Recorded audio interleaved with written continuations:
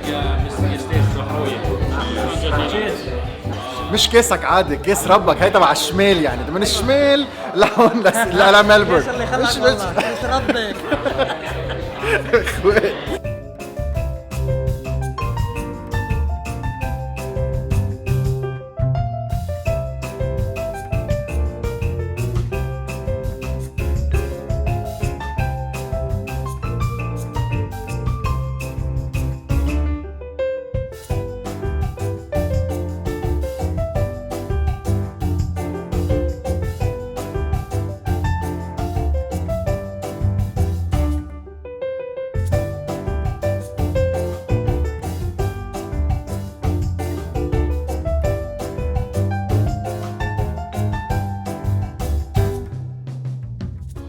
اكلاتك عظيمين، بتستحي كثير، ما عم تقبل تحكي على الكاميرا، بس قصه بلشت بال 76 هون، ومطعم بيفتح القلب والفخر للبنان.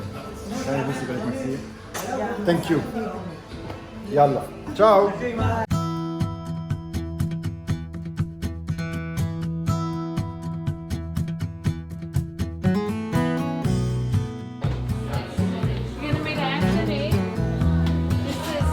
فيروز and ابتسام. ابتسام فخري جاي من دار الأحمر.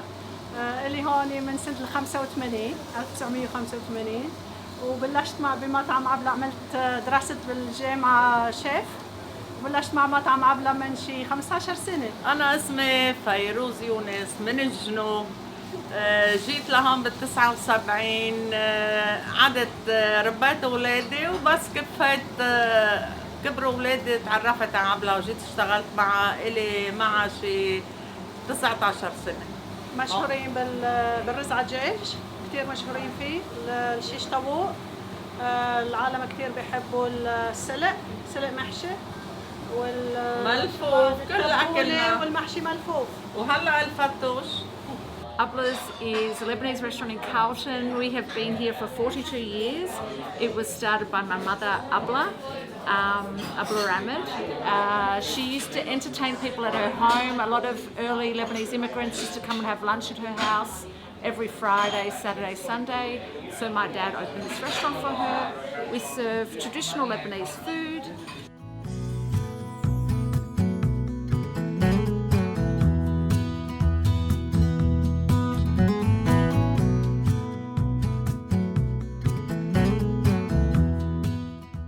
خلصنا عند عبلز صار له هون من 79. الام بعدين البنت هلا الابن. اخذت الكتاب معي لمرتي سوربريز على البيت، لبنيس كيتشن بملبورن. anyway بنلتقى بكره بنهار جديد باكتشافات جديده، اكثر من 10 محلات. amazing.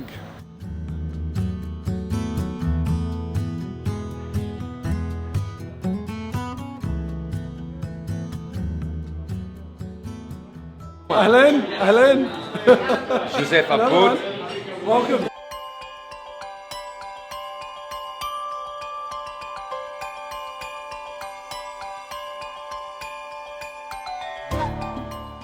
مرحبا، اسمي جوزيف عبود. نحن ببانش لين بملبورن سيتي. اسم المطعم بار سارسن. اهلا. We've been here 2 years in Bar Saracen in the CBD. Before that, we still have in Brunswick Rumi restaurant, about 13 years old. But we brought this concept to the city, something a bit more stylish, a little bit smaller, more of a bar atmosphere. So here we have what we call food of Middle Eastern appearance. So it's a Melbourne Middle Eastern restaurant. So it's not traditional. This is the next generation. Hi, welcome to our kitchen. My name is Tom Serafian. I've got an Armenian and Egyptian background. What we do here at Saracen is we cook Middle Eastern food. We put a little bit of an Australian twist on it. So this hummus here is a take on a traditional Lebanese hummus. Instead of putting lamb inside, we put a local prawn and crab. And we serve it with Egyptian pita bread. So we do a fish fateh here, which is inspired when I went to a trip to Beirut and ate at Al Susi and had the fateh, which is the best fateh you can have. We put a piece of barbecued rainbow trout in the bottom. Then we put the chickpeas, a little salad. We make our own yogurt here. Then we mix it with tahini, put that on top. and then we put some cinnamon and then a burnt butter that has some pine nuts, walnuts and almonds on top, sizzling hot, just like at Al Susi in Beirut. تاكل مزبوط. تعرفت على شيف منه لبناني، سمعت باكل شوي ما اذا فيوجن او لبنيز وذ تويست، وما كنت عم بعرف شو لازم افكر لحديت ما اكلت اول لقمه وفهمت انه الجماعه هون فهمانين شو عم بيعملوا. طلبت ينعمل اكل بلا توم بلا بصل، وبعدهم الفليفرز كتير قويه كتير غنيه. كل شغله اكلتها حسيت مشاعر عم تتحرك. الطريقه الصغيره كيف شقفة خبزه مع شويه زبده بتعمل كتير فرق. الحمص الكريمي مثل مايونيز طعمته كتير قويه وكتير لذيذه. الباميه يلي كتير ناس منكم ما بتحب الباميه، حسيت حالي عم باكل ما بعرف سلطان ابراهيم مقلي وغيره وغيره وغيره من الاشياء. الدجاج او ماي جاد من اهم الدجاج اللي اكلهم، very juicy very flavorful. الشنكليش made in Australia، يعني شو بدي اخبركم اكثر من هيك. الشفيه بتعقد الشباب بتعرف حالي شو عم تعمل، منه مفلسف فرجيتكم الصحون، هو بس هيك فيه نهفة فاين دايننج كتير نفس والاكل بعقد. تخيلوا اذا انتم بلبنان ببيروت وعندكم الفتة تبع السوسي، تخيلوا الاحساس. هاي الفتة اللي بيعملها مع رشفة ايد صغير، النفس اللي بحطه راجي صار له 80 سنة. ايماجن انه هيدي الفتة وصلت على استراليا، لان هن بيسموها هيك لانه الشيف برجع بقول لكم منه لبناني وطلع وتعلمها من لبنان، بس اخذها لمحل ابعد ابعد ابعد ابعد ابعد. اول شيء حط لها سمك، عمل لها زيت الطريقة، حط لها الحمص، شوية طحينة، القرشة، الزبدة، الحر كتير حر، بتوقف شعر الراس، بتحرك المشاعر، بتحط ضحكة على الوجه. It is outstanding. يعني ما رح اقول لكم انه بيحرز التيكت من لبنان لهون، بس فيني اقول لكم انه من اطيب الاشياء اللي اكلهم، لانه شيء خوات. منه لبناني وذ تويست ثقيل، لبناني مع نفس كتير حلو.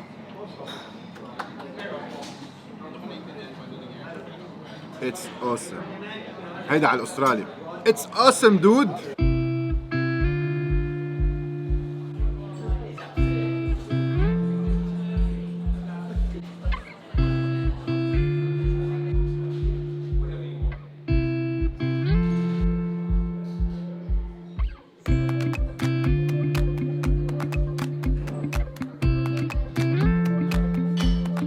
Potatoes. Last round for 4. Sagara meatballs. And we've got a takeaway lamb, Sagara figure, and 2 serves of wings. Ahlena Restaurant Rumi, be East Brunswick in Melbourne. We have been here since 2006, and we're doing a little bit of a blend of Middle Eastern, sometimes Turkish, sometimes Persian, and we pride ourselves on cooking on the kanoon, on the traditional charcoal, something that wasn't really done much in 2006. And yeah, here we are. What we're known for here is some great dishes, some off the charcoal, which is some barbecued chicken wings. Barbecued quail's become a bit of a signature of ours over the years. We also do a take on a traditional Lebanese labanimmo, which is the veal cooked in the yogurt sauce, finished with a bit of almonds and mint butter.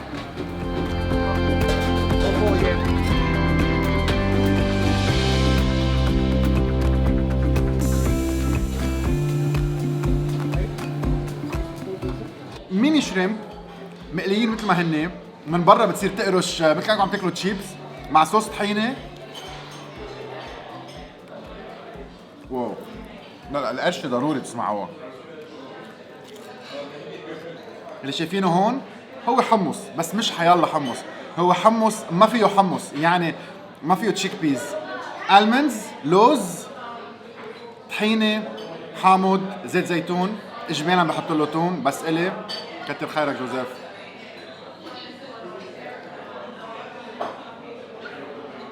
ولا بحياتي تخيلت اكل حمص باللوز. واو، هالشي قوي الصبي، قوي قوي. بين فتة امبارح وحمصات اليوم 2 thumbs up. لبن امه بالاخر مع رز شوي شكله ايراني صفران، بحطهم على بعضهم، فيه المندز، فيه بيستاشيو، فيه لبن، فيه لحمه. واو، مثل الزبده، مثل الزبده عم تدوب دوبين، ما بعرف كم ساعه مطبوخه.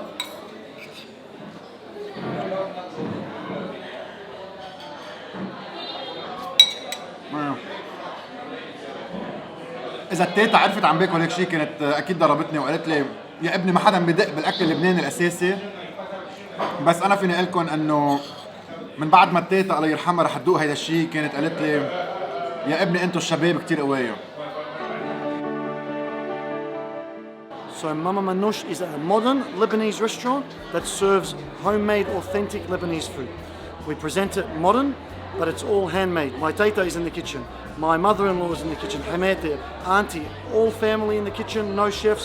Everything is handmade for your liking so that you feel like you're eating at home, but you're in the restaurant, you have no dishes to do. So that's what we are about at Mama Manouche. Nice, humble, family, homemade, restaurant that we want people to come here and feel like they're eating in their house. Elizabeth Kairouz, I'm the head chef and I've been in Malvern 32 years.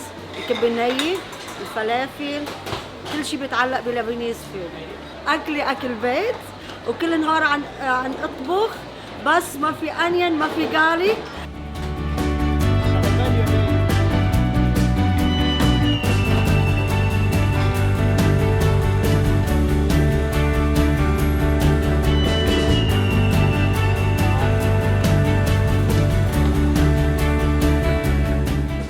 يلي هي باذنجان من جوا باذنجان مقلية معمول ببريد كرام. واو واو واو واو. يعني القرشتها من برا مثل كأنه بتنتظروا انه رح تاكلوا ناجتس، بعدين جوا بيجي الاك بلانت، والاك بلانت يلي هو الباذنجان فيه مي كتير لذيذ، كتير بتكون المي سخنة من جوا وبيعطي اسيديتي، بتعمل بالانس كتير حلو. سبرينج رول على اللبناني، ثلاث انواع جبنة، اسيديتي، سويتنس، عنده تكستشر، وقرشة من برا مثل سبرينج رولز الصيني. That's it. والزعتر على الوجه. صحتين. من الجبل بلبنان لهون.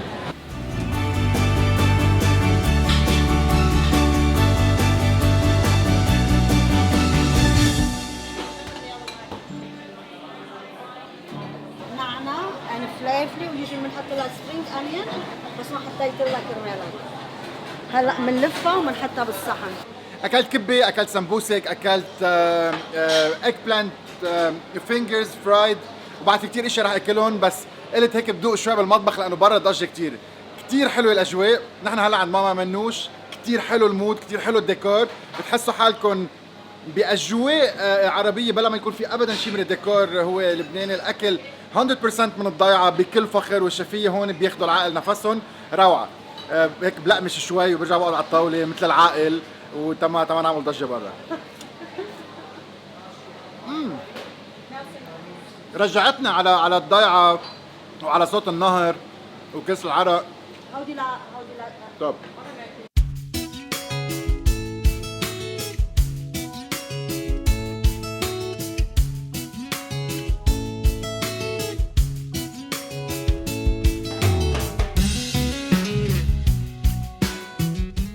اسمه بيبلوس كثير مشهور. اغلبيه العالم قالت لي مش معقول تيجي على ملبورن ما تيجي على بيبلوس، وهلا فهمت ليش. اول شيء بنبلش بالديكور، الديكور كثير حلو، برجع بذكركم ببيبلوس بلبنان. في اشياء عن لبنان بلا ما يكون في علم لبناني، كلمه بيبلوس مكتوبه هون وهون، بتحسوا حالكم عم تتمشوا بالقلعه ببلدنا، وشيء كثير حلو. محل شوي ذكرني مثل ام شريف بلبنان او مثل الحلبه، اب سكيل لبنيز بلا ما يكون مفلسف. في شيش برك، في كوسه، في صحون كتير كتير كتير كتير كتير كتير حلوين، في سمك بزري، اللحمه برزنتيشن ولا اروع من هيك. عن جد شيء بيفتح القلب تشوفوا لبنيز كويزين يلي هي كويزين للشيرينج، فيها صحون كتير، بس كمان عطينا هيك نهفه كتير لذيذه. هيدي كبه نيه، طلعوا ما احلاها. تحمست، الناس هون قاعده مبسوطه وكانت ويت. واو هيدا شو؟ حلومي سلطه. فيري فيري فيري نايس. حلومي مقصقصين، شقف صغار، دايست، وسلطه تحتهم. كل صحن بيخبر قصه، الصحون كلهم ملونين، الوان كتير. بعتقد اليوم بتطبق الكلمه اللي صار لي 5-6 ايام بقولها، ليبانيز كوزين از سكسي. بلا ما ازعج حدا خليني اخبركم انه من اطيب الاكل اللبناني اللي اكلته لهلا. very proud Lebanese, beautiful table, amazing decorations, نفس richness، فعلا بتحط الضحكة على الوجه. عبالي خلص صحن الكوسة، عبالي خلص الكبة نية. ما بعرف إذا أنتم فيكم تاكلوا كبة نية بلا خبزة هالقد، تنبسطوا فيها هالقد وما تحسوها هيك كتير قوية. الكبة يلي اكيد بدها ملح اكيد بدها بهار، في ناس تاكلها مع بصلة، هي ما بدها شيء. توب نوتش.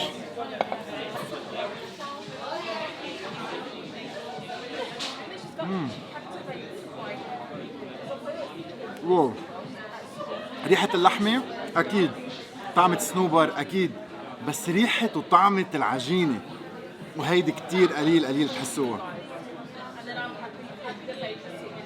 10/10. I'm impressed and I love it. ضب الكاميرا وبرجع بركبها، ضب الكاميرا وبرجع بركبها. مش معقول ما أخبركن عن شي جبرك. لبن كريمي، صنوبر روعة، الحموضة الاسيديتي، والشيش برك كوكت الدنتي، قرشت شوي العجينة كأنكم عم تاكلوا باستا طليانية.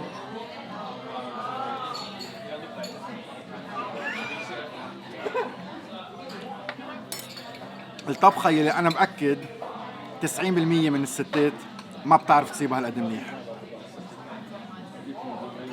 يعني it's vitamin for the soul away from home. أنا اسمي نيكولا مطر من جونة. فيني اقول لكم انه هذا الزلمه اللي انا بشكرك انه ظهرت من المطبخ نتعرف على بعضنا.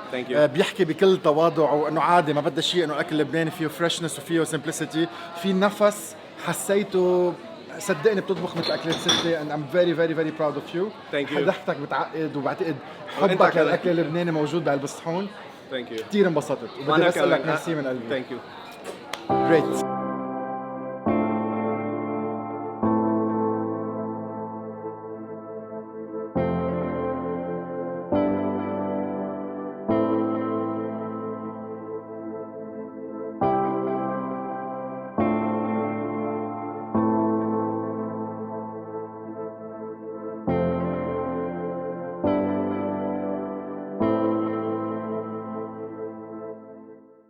هيدا مطعم كورنيش دوبلاند بملبورن، أنا معك شيف رائد الرافعي.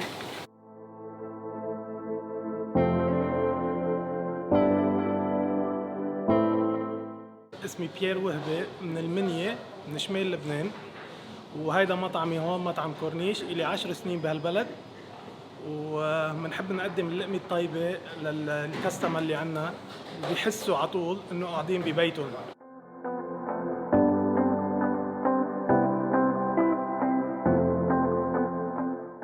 كل هيدي الطاولة لإلي. سي فود، أكل لبناني، صحون كتير حلوين، البرزنتيشن كتير مرتبة، والموقع حسيت حالي أو بدبي أو بزيتونة باي عنا بلبنان. قعدة كتير حلوة، الهوايات حلوين جايين من البحر، وقعدة لبنانية شيرينج كولرفل. أنا كنت عايش بإيطاليا 9 سنين، وكنت أشتغل بالبيتزا، وهي كانت شغلة كتير حلوة. وقت اللي نقلت لهون وتجوزت حبينا نفتح مطعم لبناني تنجمع اللبنانية على طول نكون مع بعض، وإن شاء الله على طول بنكون مع بعض.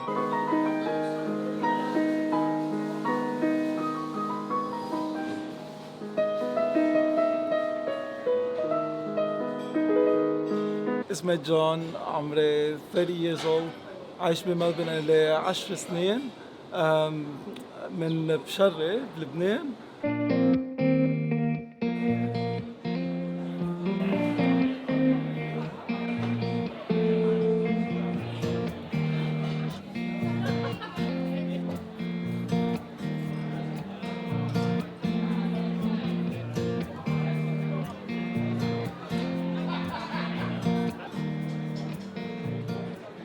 أنا اسمي توني حداد، صار لي هون شي 26-27 سنة. من الأصل من زحلة، من هيك اللقمة غير شكل، من زحلة، من سكان السبتية.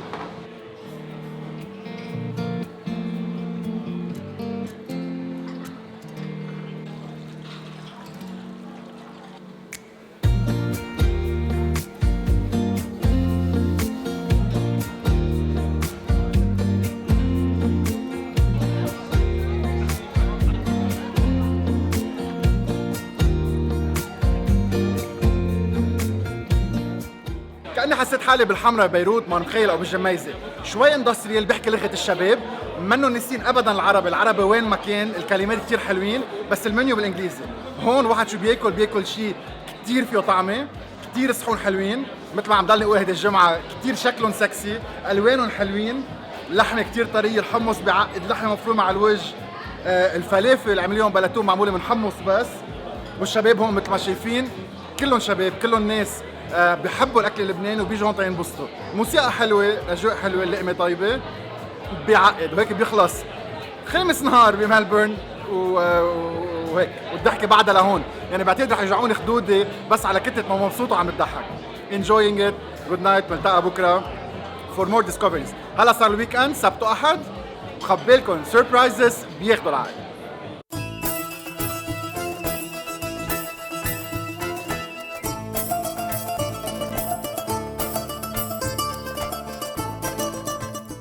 My name's Richard Pavlov. I'm the chef owner of Becca. We've been operating for a year and a half here at Becca. My heritage is Lebanese. My ancestry is Assyrian. So my parents migrated to, or my grandparents migrated to Lebanon many years ago. I was born here in Australia.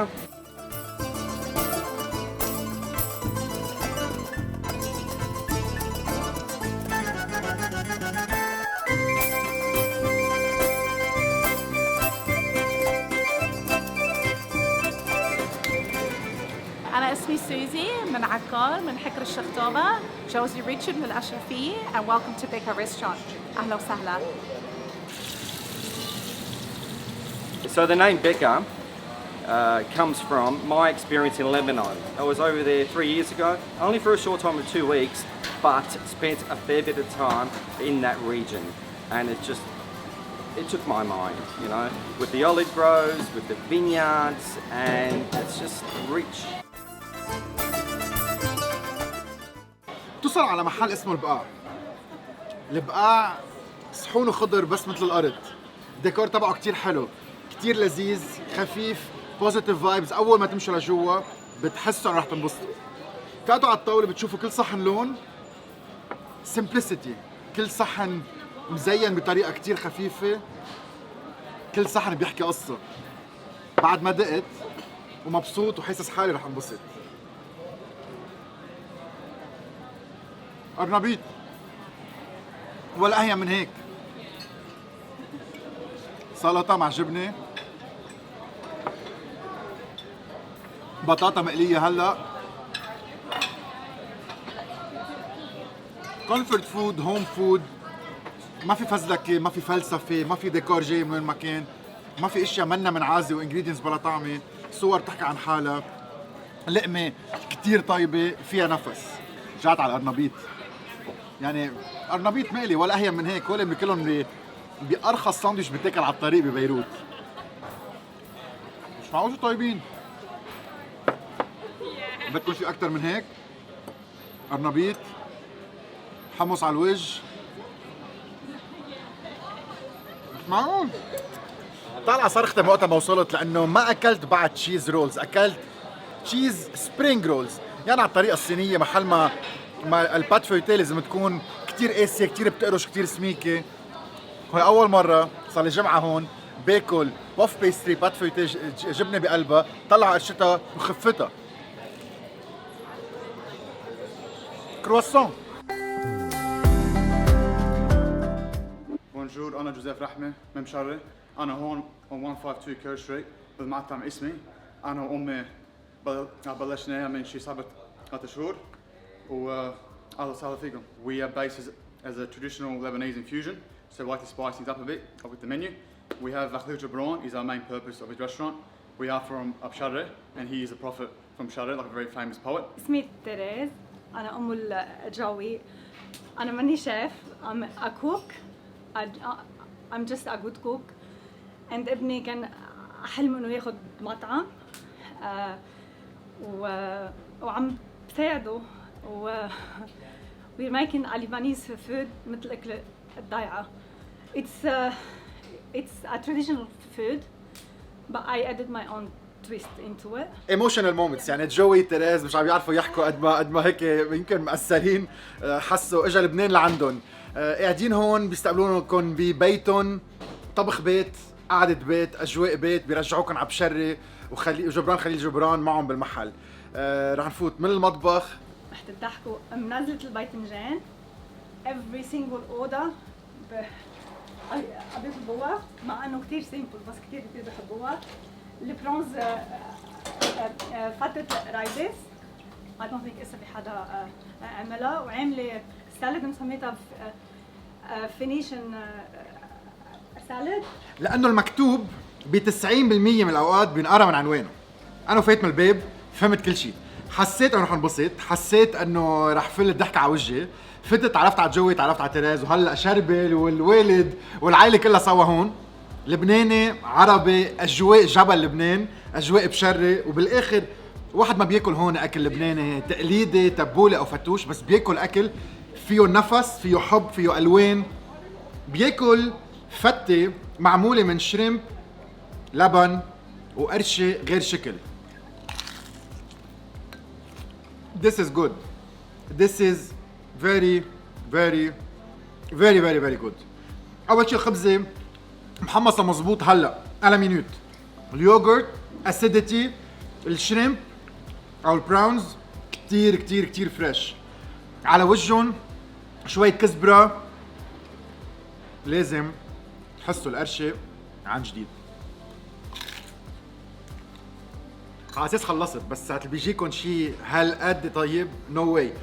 كينوا، لانتلز، كرانشي الموندز، لحمة على الوجه، يوغورت، قرصة حر، قرصة حر، اسمه ديفينيشن سالاد. ما بعرف ما بعرف اذا هي تيكت على البواخر تبع الفينيقية وراجعة، مش معقول يعني. innovative gourmet upscale flavors of the Mediterranean، نفس لبناني، made in Melbourne.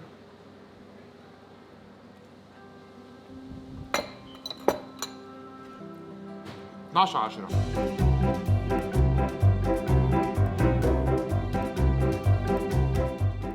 أنا من لبنان، من جنوب الأصل، خلقت ببيروت واسمي هادي.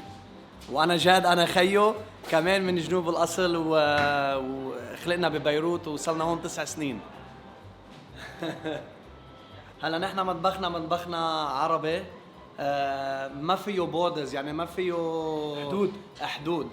يعني نحن كل اكلنا جاي يعني من لبنان، من سوريا، من فلسطين، من تونس، من المغرب، بنحطه كله مع بعضه ونشتغل عليه. دايما عندنا مزرعة 3 ساعات بعيدة من هون بمحل اسمه اتشوكا، نزرع شوية اغراض هونيك وبنجيبه لنا هون. عندنا وود فايد اوفن، فرن على الحطب، و شو كمان بنطحن الويت. نحن بنعمل الويت، نحن بنجيب الويت وبنطحنه هون فريش، وبنعمل العجينة فريش. جيت كبسة على الشباب وبطلع شفتها يعني. اجوا ركض، بعتقد اجوا ركض، عملوا ماراثون سبرنت توصلوا على المحل. محل كتير حلو، كتير لذيذ. بتحسوا الشرق الاوسط بلا ما يكون في اعلام، بتحسوا لبنان بلا ما تشوفوا علم لبنان. حتى المنقوشه اسمها هيرب بريد، بس منقوشه سميكه هلا مندوقه. الصحون اب سكيل، ديفرنت، كولرفul، فول اوف لايف. اذا فينا نسميهم فيوجن، اذا فينا نسميهم فريش. نعم. بعرف انه من وقت ما فتت ارتحت وهن كثير مهضومين. ما بعرف كيف بدي افسر، بس محل مريح، unconventional، مجنون، بضحك ما بعرف ليش، بيريح ما بعرف ليش. وساعات تطلبوا الاكل بتفهموا بعد اكثر، بتفهموا انه المنقوشه بعتقد من زيت سمك المخديه عندي بالبيت، شكلها كثير فلوفي، كثير مرتاحه، مخمره مزبوط، زعتراتها كثير غنايه. عم نحكي عن السكن تبع السمكه، تشيبس يعني بس ناطر، بس اقدشهم وحس القرشه. عم نحكي عن فواكه، عن جبنه، عن زوكيني، عن يعني اذا فيني اقول فاين دايننج ابروتش بمحل كتير ديكونتراكتي وكتير مرتاح. او ماي جاد، هي اقوى قرشه عملها يمكن بحياتي. تشيبس مع شوية سويتنس، ما عايز فيني اقول احساس البحر بلا ما يكون في طعمة البحر. بعد مرة I love it. وعدوني بيفتحوا بلبنان، ان شاء الله بنلاقيهم بلبنان لانه بيستاهلوا. مش معقول عن جد يعني، انه كوسة، انه عادي يعني، انه بس اوف. I love it.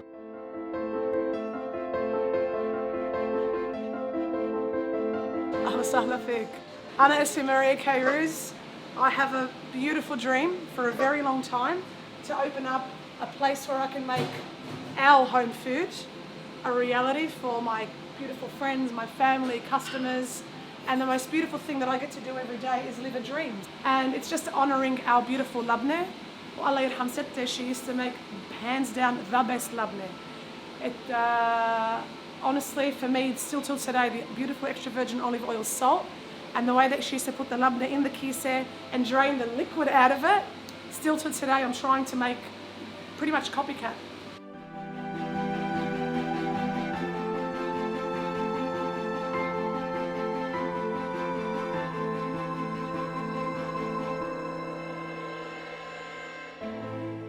اهلا وسهلا فيك. انا شادي كيروز من لبنان. انا ومرتي هون بنستقبلكم. اهلا وسهلا فيكم ببيتكم الصغير بلبنان. The inspiration behind Cheeky by Nature was because I went on a massive life-changing weight loss journey, and really all I did was, I could call it the Tabouli diet, the Lebanese diet. I ate all our village food. Everything prepared fresh, small portions, delicious, healthy and inspiring. Tabouli, my love. Tabouli is my favourite, hands down, Lebanese heritage food. It's a vitamin pill. Better.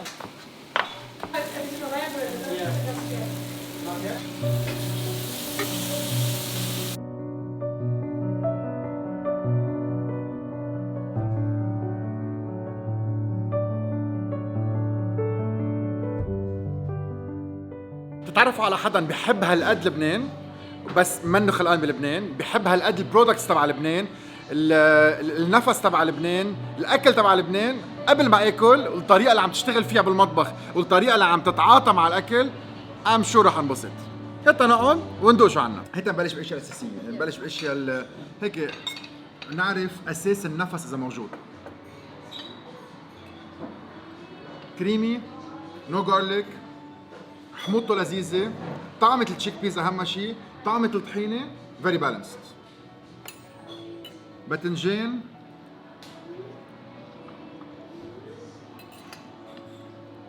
عظيم.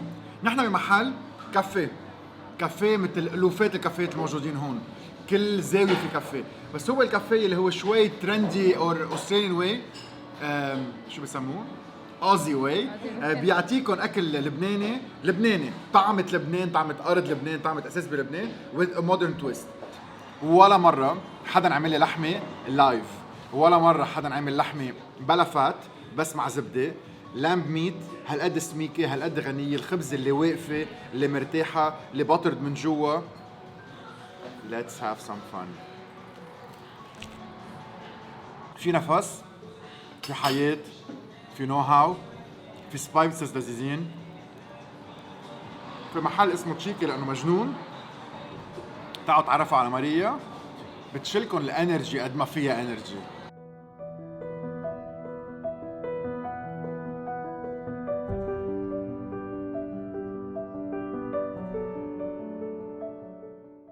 Anyone here? Welcome to Stage School. Place your order when you're ready. Okay, I'll have one hummus. One hummus, yeah? نايس. طلع بالي اطلب كل شيء. رجعنا على المنيو. تخيلوا عندهم ليبانيز رايس، عندهم كفتة، عندهم لام، بطاطا. انه مين قال الدرايف ثرو يكون بس للبرجرز؟ في برجرز كمان. فيري نايس. يلا بنكفي. هلا صار وقت تنشوف هل رح يكونوا سريعين قد ماكدونالدز؟ هي تنشوف. There we go. Thank you. Enjoy. نايس. رح نصف وندوق تما ناكل نحن وعم نسوق. اوبس.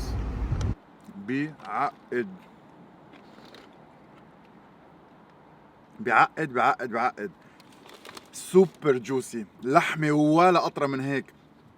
الكبسات، البندورة، البقدونس، اوه ماي جاد، مثل طعمة لبنان، ولا راحت ولا اجت. Hi Anthony, you are welcome to Shish Grill. It's a pleasure to have you with us here to try our food. نحن لبنانية لازم أحكي عربي. أنا سهى فرح من كفر حزير الكورة مجوزة على كسبة. جوزي نسيم فرح وعندي 3 شباب جورج وآدي وجيف هني مشيين المطاعم. أنا بطبخ كل الانجريدينتس موست اوف ات بنجيبها من لبنان، يعني الطحينه، الحامض الرمان، دبس الرمان، كل شيء بنجيبه من لبنان. صرنا 44 سنه بالبزنس بين كندا وبين هون، والحمد لله الناس بتحلف باسمنا لانه اكلنا طيب، بيقولوا لنا يو كوك وذ لاف، وهيدا شيء كثير بيرفع لنا راسنا. وبدي اقول لك يا انتوني انت عن جد سفير لبنان للخارج، لانه عم تفرجينا لبنان مثل ما هو. نحن خلقنا بلبنان وعشنا بلبنان وكل شيء، بس الاشياء اللي بنشوفها على الشو تبعونك عم تخلينا نشوف لبنان اكبر من هيك، احلى من هيك، يعني بنصير نتحمس تنرجع على لبنان، وكل سنه احنا بنروح على لبنان.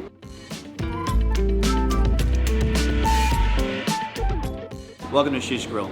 So Shish Grill was established based on bringing the street food part of Lebanon to the people.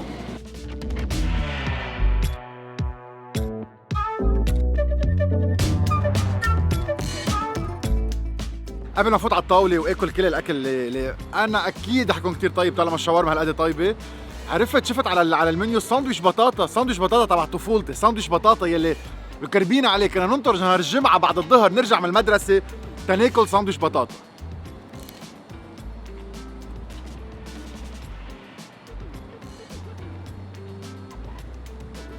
مش معقول، سو نوستالجيك. البطاطا المستوية مزبوط بس ما بتقرش، الكاتشب، الكول سلو، الكبيسة. اوه واو، رجعت شي 20 سنة لورا. امبرست، ما راح اقول اكثر من امبرست. ساعة الواحد بيقول فاست فود، ساعة الواحد بيقول درايف ثرو، اول شغلة بتجيكم على راسكم او دجاج عند كي اف سي، او برجر عند برجر كينج او ماكدو. شي مرة فكرت انه درايف ثرو معقول يكون لبناني؟ مش بس لبناني، اوكي اكلت ساندويش شاورما بياخد العقل، اكلت ساندويش بطاطا بكاني، بس انا كنت ترجعوا تفوتوا على المطعم لجوا وتقدروا تاخذوا درايف ثرو هيك اكلات. شي مره تخيلتوا تقطعوا درايف ثرو وتاكلوا رز؟ لا مش عم صدق، مش عم صدق، لا مش عم صدق ابدا ابدا. anyway طبخاتي المفضله بيناتهم رز على دجاج مع قلوبات، الصحن مثل ما كنت تعملوا ستة، الرز اللي بحط ضحكه على الوجه واللحمه المضبوطه والمش ملزق على بعضه، باذنجان، حمص، دردرة.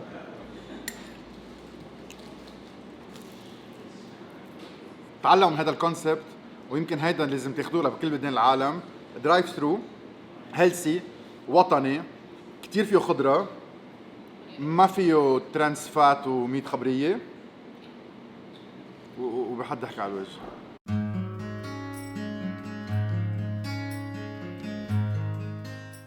أنا اسمي ناصر ضياء من لبنان، صار لي 30 سنة عايش برا، 25 سنة بنيوزيلاند و5 سنين هلا بأستراليا.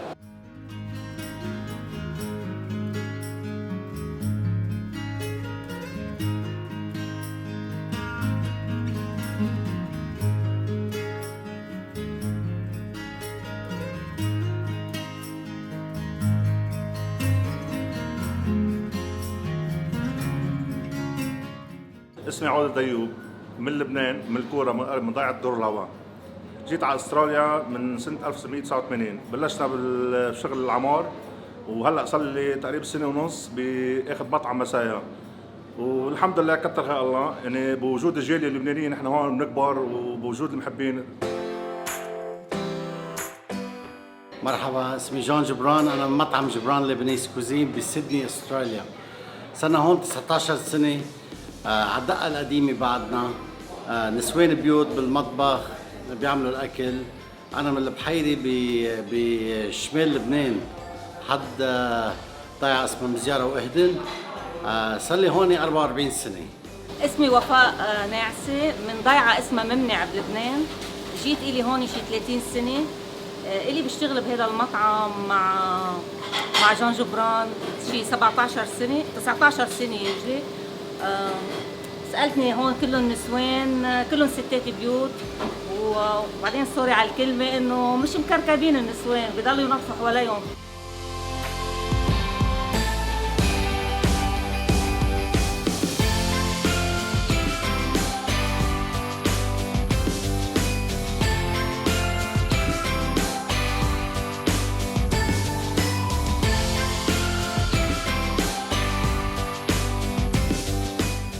وفاء عامله بيت وحده مشيتهم على السكه، بيحكوا لبناني وبس، جو بيت عائله نفس مثل ما ستات بيوتنا، مثل امي مثل ستي بيشتغلوا بالبيت.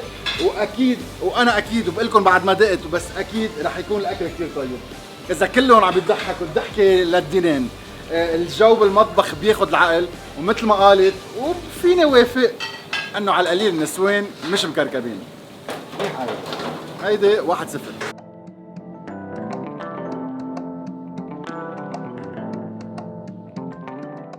بعد ما دقت وفيني اقول لك انه النفس واضح، بعد ما دقت انت كيف عم تشتغل بالمطبخ بلا ما تعرف حالك قديش عم تشتغل بمحبه. الستات اللي جوا I was not expecting، بتفوت على محل اول شيء بيقولوا لك اكزيكتيف شيف وشيف وبارم العالم، هون عم نحكي عن ستات عم تشتغل من قلبها والصحون طالع منهم النفس. مع بالي دق لك المضبوط بلش ضيع وقت على بالي دغري روح على الفواري. اول شيء لفه ربطه مضبوطه، منهم باقيين رزاتهم لبرا، ما فيهم تلزيق، ما فيهم لمعه الشحمه والزنخه.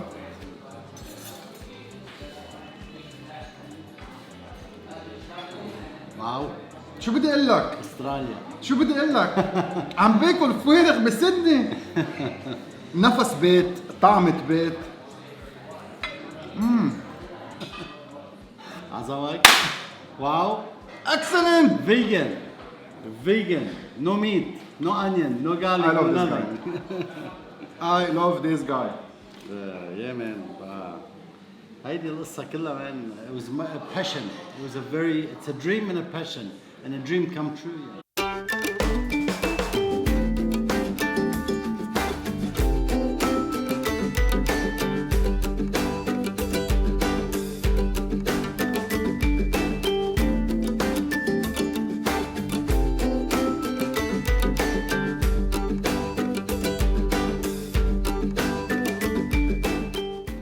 تحيات اهلا وسهلا فيك يا حبيب القلب انثوني.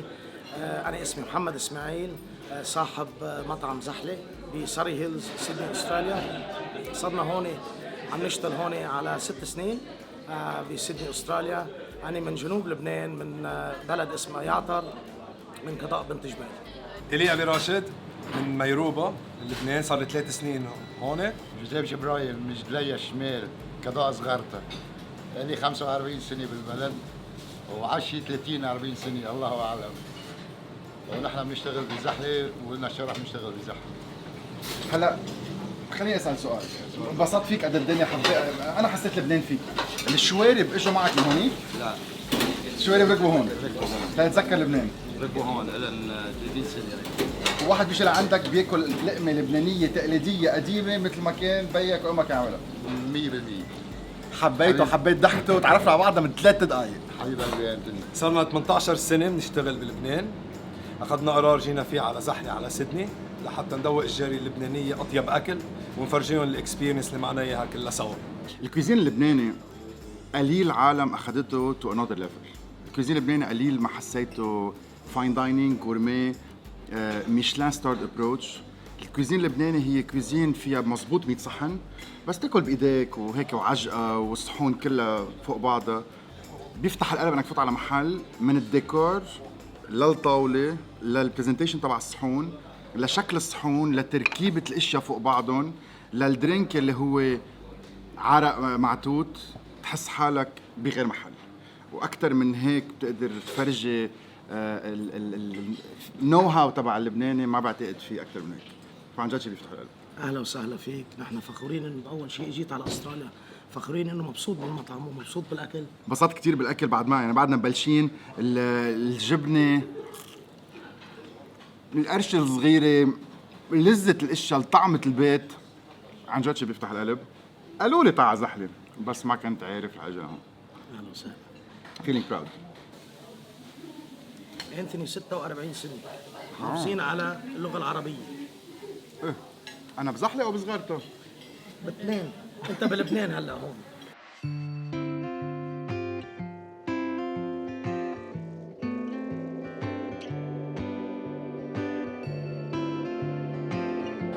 مرحبا مرحبا.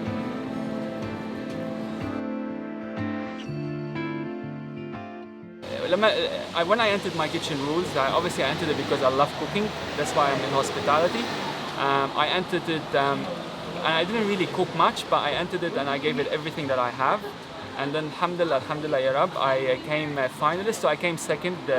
I was in the grand final. I came second. And then it was the best thing I've ever done. It was a good learning experience. I became, 2 minutes of fame I got for probably a year or a year and a half. And it also changed my business and changed my future because now I'm very recognizable and then everybody comes to see me at the restaurant, which has been amazing as well.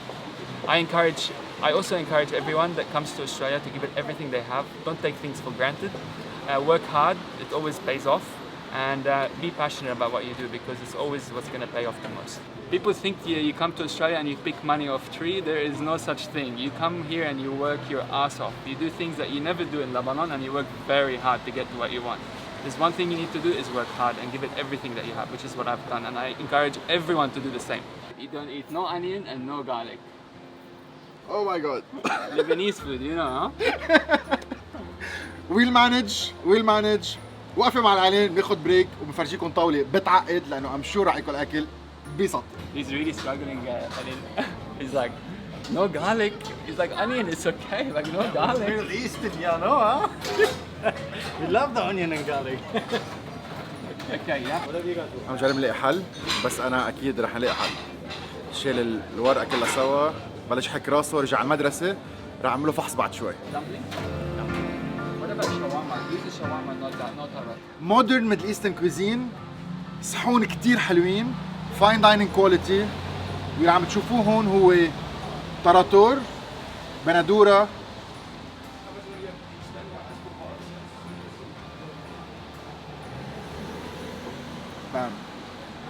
كأنكم الحين على مدينة الملاهي. نازلين بالنزلة وعم حس بالاسيديتي تبع التراتور وفجأة بتبلش الطلعة وبتفقع على البندورية تطلع كل السويتنس اللي بقلب التم. ميدل ايسترن فليفرز، ميدل ايسترن فريشنس، تاتش اوف بيرفكشن. ساعة عندكم بالمطبخ شيف لبناني، شيف عراقي وشيف مغربي بيطلع عجايب. واو، طعمة الخيارة، طعمة الشنكليش، ريحة الديل مش معقول. فيها American aromas of dill pickle، فيها richness of the land of Lebanon، فيها gourmet know-how of Michelin restaurant. pumpkin شجبرك. كمان صحن كتير حلو، غني بالسنوبر، يوغورت.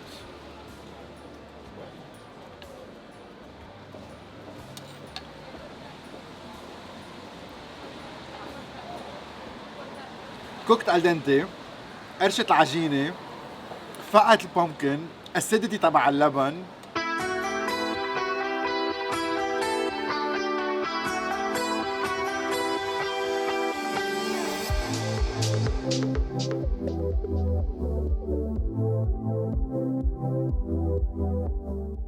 جوزيان استفن من كرم المهر. وأنا سايمون تايون من زغرتي. Welcome to On Sunset. لبنيز ريستوران إن باراماتا. حبينا نعمل الأكل اللبناني هون الطيب، وإذا عندكم عمادي أرباني any function أهلا وسهلا فيكم. حاسس حالي قاعد على نبع رشعين، كاس العرق والطاولة اللبنانية، نهر باراماتا قدامي، On Sunset، القعدة غير شكل. الشمس اليوم طقس بياخد العقل ومساعد لهالطاولة اللبنانية، الميزة حتى لو قاعد وحدة بس انه هي تخيلوا في العائلة كلها سوا. الاجواء اللبنانية عم تلحقني من محل لمحل، المحبة عم بتزيد اكثر واكثر واكثر. كاس عرق، صحن حمص، والقعدة هي ولا احلى من هيك. محل مطعم كبير على الطريقة اللبنانية، على الشكل اللبناني، وحسيت هيك دغري نهار عرس، نهار عماد، نهار الاحتفالات اللبنانية، وقال له اهلا بربك، فوت، وينك؟ صار زمان ما شفناك. شو بنبسط شوف سمبوسك رفيع، القرشة المضبوطة، كيف تعرفوا من برا بتكون مقلية مزبوط، من جوا بتكون بعدها بيضة، منا محروقة ومنا معضمة. وأهم شيء سمبوسك كيف مع الانترناشونال ديب اوف هابينس يلي هو الحمص. واو، فيري نايس، فيري نايس. بتعرف اغلبيه الاجانب ما بيعرفوا انه الحمص نحن بناكله مع شو ما كان، وبيوصلوا على طاوله لبنانيه بيشوفوا الحمص وبصيروا ياخذوا هالخبزه ويحطوا نقطه من الخبزه بياكلوا خبز قد ما بياكلوا اكل. لازم نحن نعلمهم انه الحمص بيروح مع اللحمه، الحمص مع السمبوسه، الحمص بفوت وين ما كان. في شغلتين اساسيه بالعالم، كان الحمص لنهار واللبنه لتاني نهار. juicy meat very good quality. حمصات بياخدوا عقل. very creamy, very soft, very smooth. lovely. سمكة حرة، لحمة، اوكتوبس، سي فود واكل لبناني تقليدي قاعدة هون عن جد بتحط البسمة على الوجه.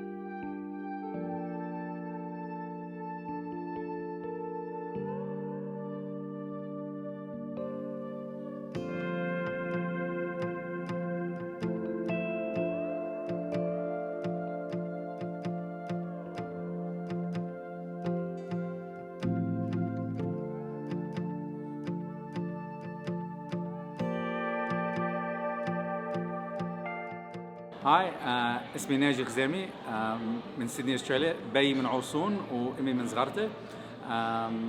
I work for a family business for over 35 years, and this is Beiti Restaurant. Beiti Restaurant is a tribute to the Lebanese products.